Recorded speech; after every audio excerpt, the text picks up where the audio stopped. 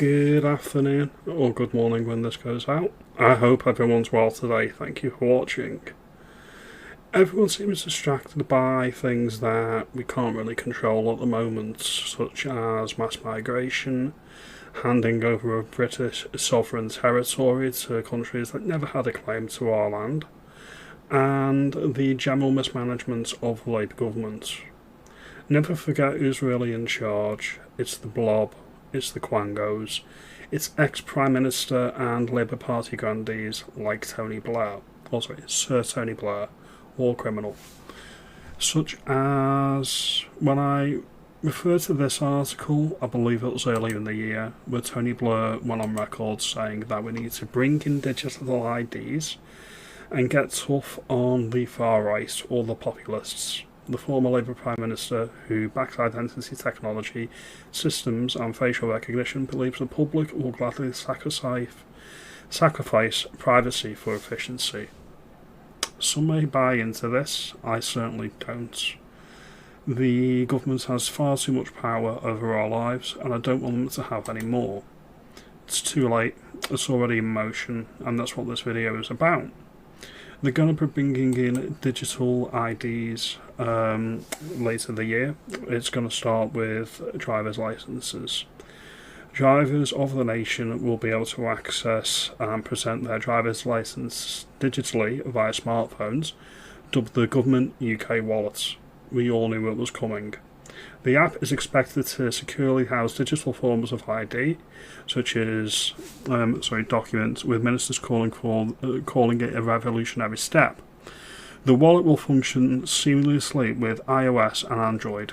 So if you've got a Samsung or an iPhone, you're screwed basically. Of course, it's going to be voluntary at first, and you're going to get the armed forces. They're going to be piloting it first of all, and then it's probably going to be rolled out towards civil servants and basically anyone on the King's Shilling. It's more than just a digital ID holder. The app is designed to offer perks such as reviewing your driving history, managing license updates, all from one location. It also allows you to check penalty points, a two-factor authentication system. The move is anticipated to streamline the processes and potentially result in savings of $45 billion. The Transport Secretary, Heidi Alexander, has expressed enthusiasm for the initiative, saying it's a game changer for millions of people who use their driving licence as ID. Let's hang fire for a moment. Let's just think about this critically. Alright? It may be convenience, it may be expedient. What are you giving up and who are you agreeing with? As a general rule of thumb, I'll take anything the Labour Party and Tony Blair says and run in the opposite direction. So if they approve it or they want it, I know that the opposite position is probably the correct one. Alright? Now, let's hear it from the horse's mouth himself. Okay, Sir Tony. Okay, let's have a look. We cannot continue with business as usual, and change is inevitable. This is where technology, like digital ID, becomes critical. My institute's own analysis shows that introducing this in the UK would save at least $2 billion a year and likely more by reducing losses to fraud, improving tax collection, and better targeting of state support. So there you have it. From the horse's mouth, the puppet master of Tutti IKEA. This is his baby, this is his pet project. It tells you everything you need to know. Avoid it like the plague. Obviously, it's probably going to be voluntary to begin with, like paying digitally or contactless, but eventually it'll become compulsory. And then the state has the power to just basically turn on and off public services on tap. So you've not had a medical intervention that was experimental. Say you go on a rally that they don't want you to go on. Maybe you're protesting against mass migration and they don't want you to do that anymore. Or anything that you disagree with the government on if you're vocal about it.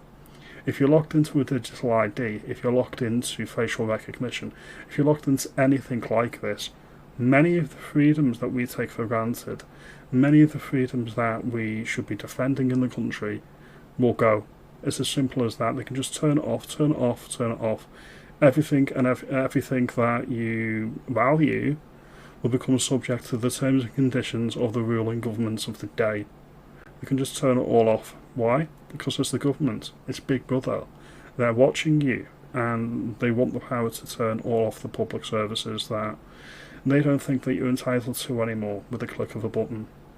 Remember what they did in Canada? Alright, another of the King's realms over the seas.